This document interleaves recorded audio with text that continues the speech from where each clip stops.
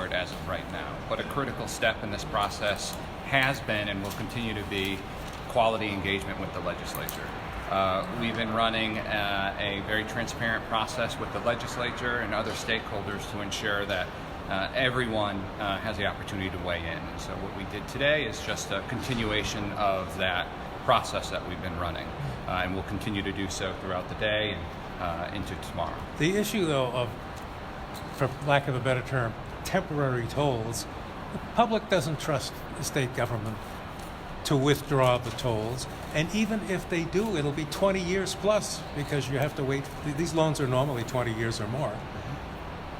How does the governor, how does the administration address that issue? Sure. I think first and foremost is you acknowledge it, and you understand that there is a real, genuine sentiment out there of a distrust in government, and I think you have to be very conscious of that, and you have to recognize it. And what we have done is really step back to make the case for the kind of macroeconomic outlook for the state of Connecticut and what an investment like this will mean to the macro economy and how we're going to grow as a result of this critical investment.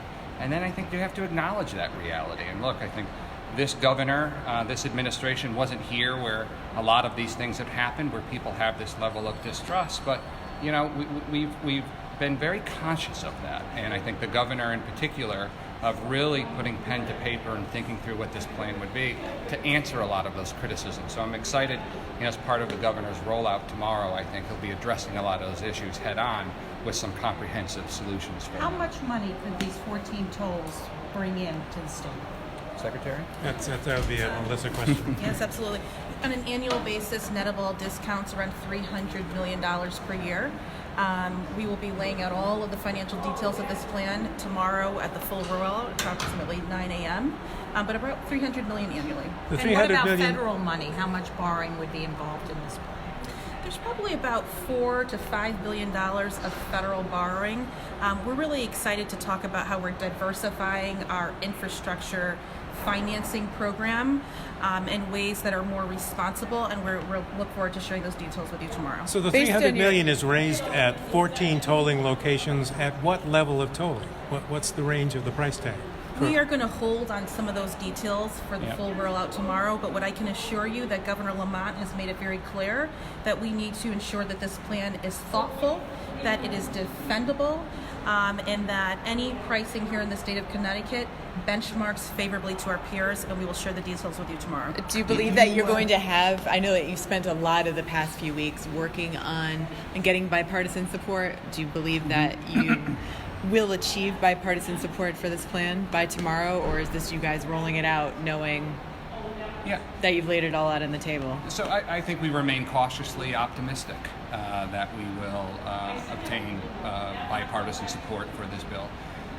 Look, and I've heard the governor say this time and time again, you know, if you're that commuter that's sitting in traffic, or you're waiting for a late train, or you're on a crowded train, you're not thinking back about the Democrats or the Republicans to fix this. You just want it fixed. And so this is a problem that plagues our state that is not partisan. And so the solution shouldn't be either. And so the governor is aggressively pursuing bipartisan support for this plan and is going to continue to do so tomorrow and beyond. And I think that's more broadly how he's thinking about the administration in general. Governor Can I Weicker. follow up to the distrust, and that clearly is a factor here, and people are concerned about that. Is there a mechanism in place so that when these bridges are repaired, for example, in Rhode Island, those tolls stay there and the money still goes to transportation? Would that happen in Connecticut, or would these tolls, in a sense, come down and maybe go somewhere else?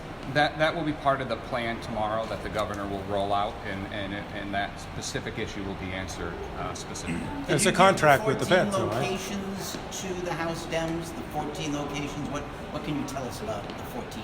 The famous 14 is what it seems like.